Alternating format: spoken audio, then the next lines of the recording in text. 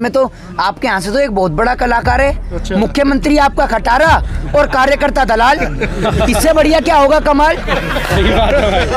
क्या बात कर, देश से प्रेरणा ले रहे हैं और इन्हीं के पार्टी के नेता गरम मसाले में गधे की लीद मिला मिला के खिला रहे हैं लोगों को। कहेंगे तो मैं आपको प्रूफ दिखा दूं।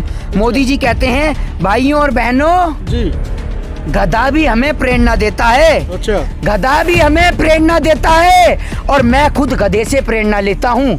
ये मैं नहीं कहता, मोदी जी कहते हैं। आप सुन लीजिए। नहीं नहीं, मोदी जी कहते हैं, मैं नहीं कह रहा भाई, मैं कैसे कहूँगा। ये देखिए, आप सुन लीजिए आप और पूरे देश को सुना दीजिए। गधा भी हमें प्रेरणा देता है, गधा भी हमें प्रेरणा देता है, क्योंकि गधे से प्रेरणा लेता हूँ। व्हाट्सएप यूनिवर्सिटी वाले, गाय के पहले मूत्र से हार्ट अटैक की बीमारी ठीक हो जाती है। अच्छा। गाय का डायरी लेके बैठी है। ये दिन का पहला मूत्र है, ये दूसरा है, ये तीसरा और ये आखिरी। अब नहीं करूंगी जी मैं। ये क्या सिस्टम है भाई। अच्छा।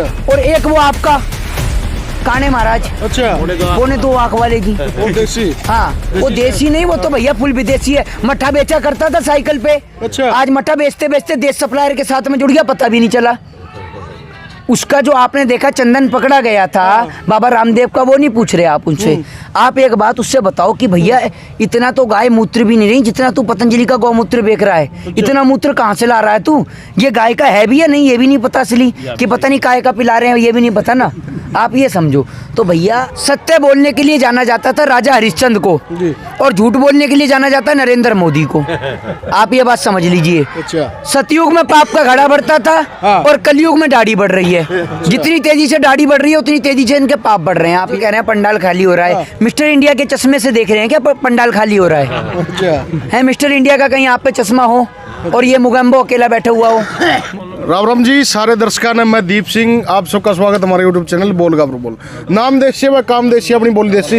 इस टाइम भाई 3 महीने तो ऊपर का टाइम हो लिया, किसान आंदोलन चल रहा है। और जो लाइव तस्वीर देखने आ रहे हो सिंगू बॉर्डर पे, और जो नुका कर नहीं भाई स्टार बन गया है भाई, अपना भाई है मोहित शर्मा, तो यो भी आ लिया भाई अटके। फिर आंदोलन नुका भाई 26 पाँच से ढीला पड़ गया था आंदोलन है, तो 26 पाँच की बात भी पूछा गया। और जो आंदोलन के बारे में बात है, और आज वीडियो भी चल रही है, 2-3 चल रही है भाई, खाली हो रहा पंडाल, कुछ नहीं दिख रहे, आदमी नहीं दिख रहे। तो मैं भी बात पूछा है भाई, माम दिखावागे तो माम बतावा तो नुकवा है भाई झूठ बोल रहा है। तो हम सही से पूछ लियो, अपने चैनल में स्वागत करो। राम राम भाई। सभी भाइयों को राम राम, सत श्री अकाल, आदाब, और सभी भाइयों को जय हिंद, जय भारत, वंदे मातरम। और उन्हें बता दूं, वो लोग जो कह रहे हैं पंडाल खाली हो रहा है, मिस्टर इंडिया के चश्मे से देख रहे हैं क्या पंडाल खाली हो रहा है मिस्टर इंडिया का कहीं आप पे चश्मा हो और ये मुगम्बो अकेला बैठा हुआ हो। मुगम्बो तो बैठा हुआ है वैसे सत्ता में जी, मुगम्बो से कम भी नहीं है ये एक हिटलर थे, ये झुटलर हैं। अगर आपको एक बात बताऊं, सत्य बोलने के लिए जाना जाता था राजा हरिश्चंद्र को, और झूठ बोलने के लिए जाना जाता है नरेंद्र मोदी को। आप ये बात समझ लीजिए। अच्छा। सतयुग में पाप का घड़ा बढ़ता था और कलयुग में दाढ़ी बढ़ रही है।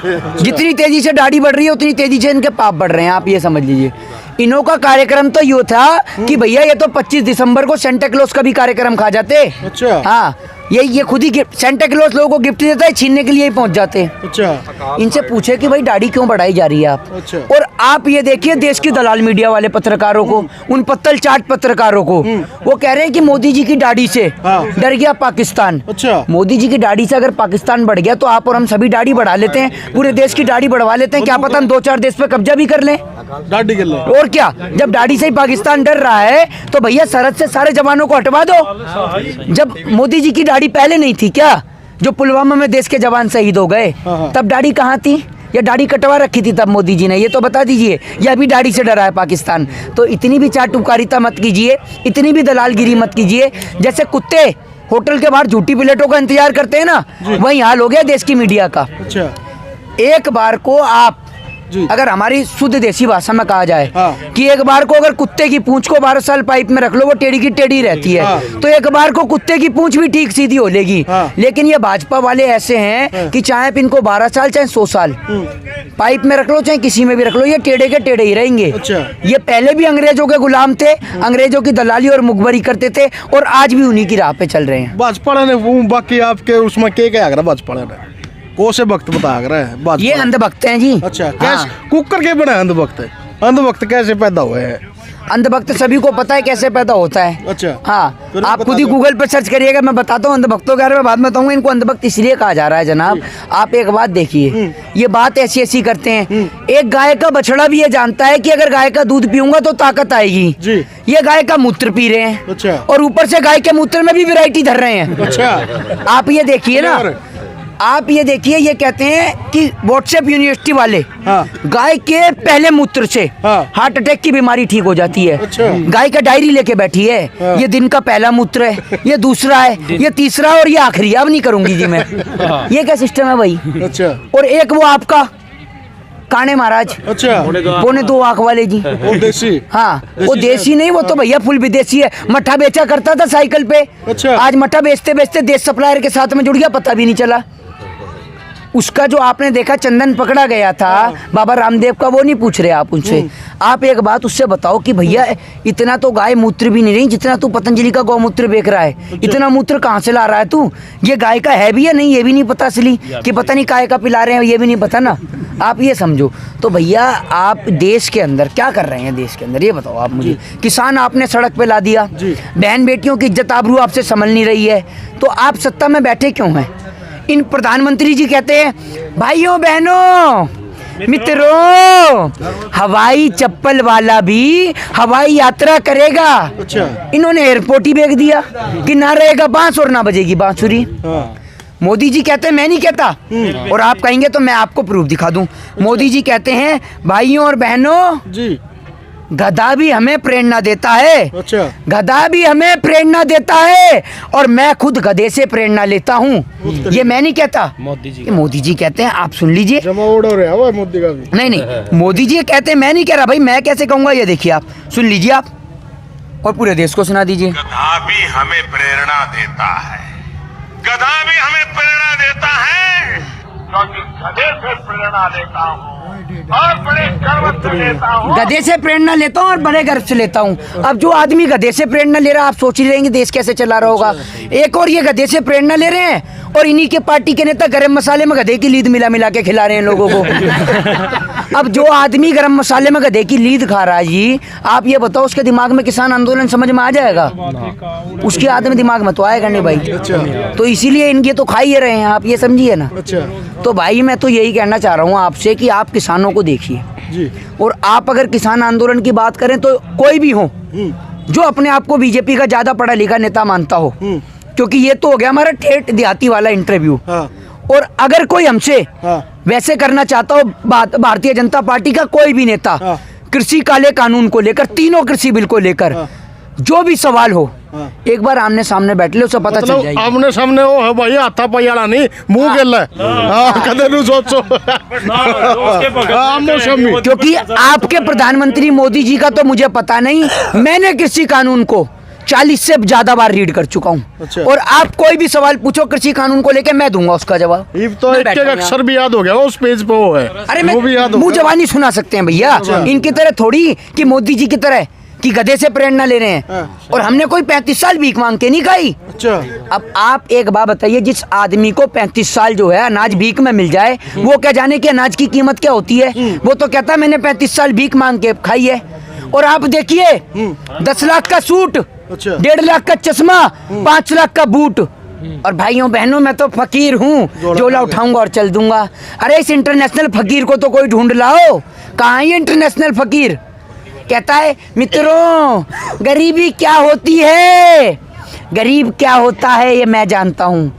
ये भैया इंटरनेशनल गरीब है कहाँ, ये तो बता दो। ऐसा गरीब देश की जनता को बना दो, देश के गरीब जनता को पहनवा दो 10 लाख का सूट, 10 लाख का सूट का 1 लाख का सूट ही पहनवा दो देश की गरीब जनता को।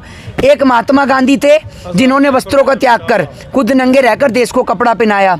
एक नरेंद्र मोदी है जो देश की जनता का कपड़ा छीन कर खुद 10 लाख का सूट पहनना है। तो ये देख लो जी कलयुग में क्या हो रहा है। अच्छा, मतलब एक आदमी मतलब ओरा ने कपड़े देने खातर आप नंगा हो लिया और ये ओरा के कपड़े पा रहे हैं भाई, ओरा नंगे कर लग रहा है, वो काम हो रहा है। और जितने भी पढ़े लिखे भाई भारतीय जनता पार्टी के, भारतीय जुमला पार्टी के लोग देख रहे हैं, सुन रहे हैं, उनको भी कह रहा हूँ, अगर समझना चाहते हो कृषि कानून को तो 1950 से लेकर 1960 का अमेरिका और यूरोप का कृषि बिल लागू करके देख लो, पढ़ के देख लो एक बार। अच्छा, खैर आप वहां तक का तो पढ़ते ही नहीं हो, क्योंकि आप तो पाकिस्तान के बारे में ही पढ़ते हो, क्योंकि आपके तो चाहने वाले पाकिस्तानी बिरयानी चखने जाते हैं। अब एक मुझसे पूछने लग गया रिपोर्टर कि भैया यहाँ तो दीवारें खड़ी कर दी, ये कर दी, ये पाकिस्तान पे क्यों नहीं बनाई दीवारें? अरे अगर पाकिस्तान पे दीवार बन गई तो मोदी जी बिरयानी खाने कहाँ जाएंगे? पसंद तो इन्हें वहीं की बिरयानी है, ये रहते इस देश में, गाते इस देश का, लेकिन पसंद इन्हें पाकिस्तान की बिरयानी आती है और झूला चाइना के साथ ही झूलते हैं कि सावन के झूलों ने मुझको बुलाया और नरेंद्र मोदी लौटता हुआ आया। ये बोल भी तो रहे थे, चीन को दिखाई मोदी ने लाल आंख, मतलब क्या चक्कर है वो? मोदी जी के लाल आंखें भी हैं। अच्छा। ये भैया पहले तो मैं उस टेलर को तराश रहा हूँ, वो टेलर कहाँ है? अच्छा। वो जो बता रहा था 56 इंच का सीना है, अच्छा। उसे पकड़ के लाऊंगा कि भैया तूने कहाँ से नाप लिया 56 इंच का सीना है इनका? अच्छा। है 56 इंच का सीने वाला चाइना का नाम ही नहीं लेता है। अच्छा। नाम ही नहीं लेता। और आप ये सोचिए अगर एक झूठ हो आदमी का तो समझ में भी आए, इनको तो झूठ बोलने के लिए अवार्ड, कोई पुरस्कार हो तो सम्मानित कर दिया जाए। अच्छा, कोई पुरस्कार ही नहीं बना। भारतीय जनता पार्टी में सारे एक से बढ़कर एक कलाकार हैं। एक उत्तर प्रदेश वाला बड़ा लंबा कलाकार है वो तो भैया, वो नाम ही बदलता रहता है। और अभी तो नरेंद्र मोदी जी के नाम से स्टेडियम का नाम रख गया है। अब इससे एक फायदा बहुत बढ़िया होगा, देश में बहुत अच्छा काम कर रहा है। एक फायदा इससे ये होगा देश में कि जो गेंदबाज हैं उन्हें फेंकने में आसानी होगी, क्योंकि मोदी जी भी लंबी लंबी फेंकते हैं तो गेंदबाज को फेंकने में आसानी होगी, क्योंकि उनके नाम पे स्टेडियम का नाम पड़ गया है। उत्तर प्रदेश वाला इतना कलाकार है। और आप इनसे पूछ लो, मैंने कहा जी एक मैं भाजपा वाले से मैं पूछा जी देश में बदलाव कैसे होगा, तो कह रहे जी बदलाव हो रहा है नहीं हो रहा देश में, बताओ आप मुझे, हो रहा है या नहीं हो रहा? आपने दिखा? आपसे पूछ रहा हूँ मैं भाई, बदलाव हो रहा है नहीं हो रहा? एक मिनट, बदलाव हो रहा है नहीं हो रहा? नहीं हो रहा। एक बात मुझे बताओ, दिसंबर में आया किसान, अब फरवरी आ गई, बदलाव नहीं हो रहा क्या? ये मोदी जी का बदलाव है भैया, ऐसी तो बदलाव हो रहा है। उत्तर प्रदेश वाले से जाके मत पूछ लेना आप जाके कि किसान बैठा हुआ है, ठंड हो रही है, यहाँ पर क्या करें। वो कुछ नहीं करेगा, कैलेंडर पलट देगा। वो कैलेंडर पलट के क्या देगा जी, लो आज से जनवरी का नाम हो गया जून, खत्म कहानी। वो इससे भी बड़ा कलाकार है। अच्छा। हाँ, वो नाम बदलने में विश्वास रखता है। अच्छा। भैया नाम बदलने का तुझे इतना ही शौक था, तू पंडित ही बन जाता, नाम ही रखता रहता, नामकरण ही करता रहता। तूने तो भैया दुखी कर लिया, मैं कोई काम नहीं करा, लाखों करोड़ रुपए सिर्फ नाम बदलने में बहा दिया। सबसे पहले अपना नाम बदला, फिर पूरे प्रदेश का ही नाम बदलने में लगा हुआ है। अबे भैया नाम बदलने की जगह कुछ संपत्ति बना देता, नहीं वो भी नहीं बना रहा। तो आप ये समझिए कि, और एक बार फिर कहूँगा, जिस भाई को जो अपने आप को ज्यादा पढ़ा लिखा समझ रहा हो ना, वो एक बार आकर एक बार बहस कर ले कृषि काले कानून को लेकर, तीनों कानूनों को लेकर। जहां आपका यहाँ पर आ जाए, सिंधु बॉर्डर आ जाए, टिकरी बॉर्डर आ जाए, गाजीपुर बॉर्डर आ जाए, जो सको उचाटी हो भाई, आड़ा आ जियो, नंबर भी दे दे, आड़ा बला भी देवा के बराबर में बहस कर लियो। वो जो सा खाए जोरी हो नहीं वो आ जियो भाई, और जो से देखने लग रहे। आप जो बात कर रहे हैं ना एमएसपी की, जिसकी आप बात करते हैं, सभी फसलों पर एमएसपी नहीं मिलता, न्यूनतम समर्थन मूल्य नहीं मिलता। और आप प्रधानमंत्री मोदी जी की बात करते हैं, प्रधानमंत्री मोदी जी अपनी मन की बात में बात करते हैं महाराष्ट्र के झूले किसान जितेंद्र की।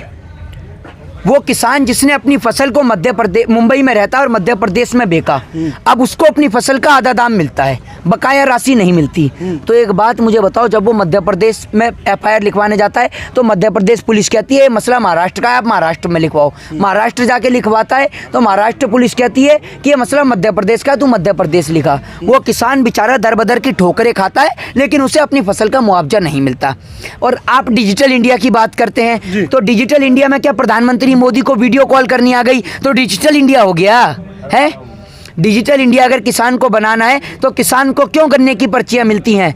इधर किसान गन्ना दे और उधर उसके अकाउंट में पेमेंट आए, क्यों नहीं बनाते डिजिटल इंडिया? बनाइए डिजिटल इंडिया। या सिर्फ वीडियो कॉल करने के लिए डिजिटल इंडिया है, या मोदी जी की बात करने के लिए डिजिटल इंडिया है? वैसे नहीं है आपके पास डिजिटल इंडिया, ये बताइए ना आप। जी। तो एक और बात है, मतलब किसानों की सुध बुध आज तक कोई सरकार ने ली नहीं है।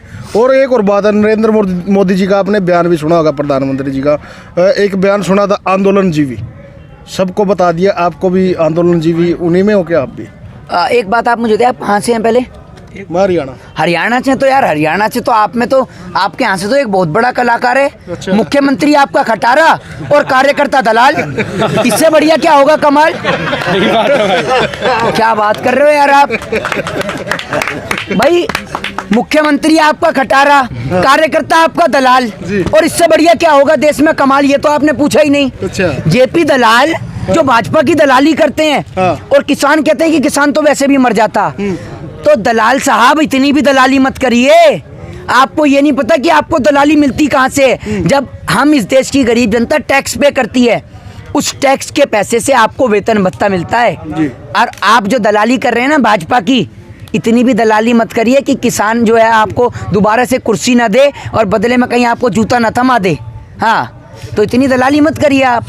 तो खट्टर सरकार बोल तो रही है, खटारा सरकार। अरे आपके हिसाब से, हमारे हिसाब से तो यही है। नहीं, हमारे हिसाब से खटारा है जी। जो भी हिसाब क्योंकि सुनिए, तो मेरे हिसाब से देश के अंदर का वो हर एक नेता खटारा है जो मेरे देश के किसान को, मेरे देश के जवान को सम्मान नहीं दे सकता, वो खटारा ही है।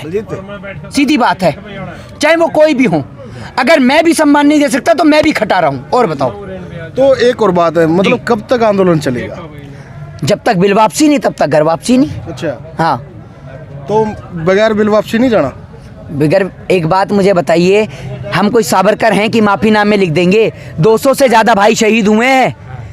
है एक नेता की औकात? किसी भी एक नेता का नाम बता दीजिए जिसकी औकात हो कि जो 200 से ज्यादा किसान भाई शहीद हुए हैं, उनके घर और परिवार की, सिर्फ एक घर और परिवार की जिम्मेदारी ले सकें। है औकात?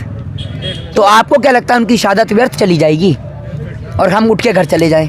क्या मजाक कर रहे हैं? आज एक और नियंक का घोड़ा शहीद हो गया यहाँ पे, एक नियंक का और घोड़ा शहीद हुआ है, टोटल 4 घोड़े जी। शहीद हो गए।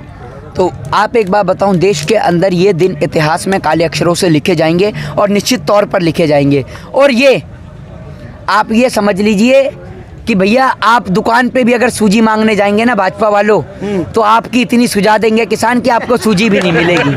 आप ये समझ लीजिए। हाँ, तो किसान की ओर ध्यान दीजिए और किसान को जल्द से जल्द वापस घर भेजने की बात कीजिए। जय हिंद, जय भारत, वंदे मातरम। तो देखते रहो, आगे बात पहुँचाते रहो, शेयर करते रहो। धन्यवाद भाई। ठीक है भाई। ठीक है भाई।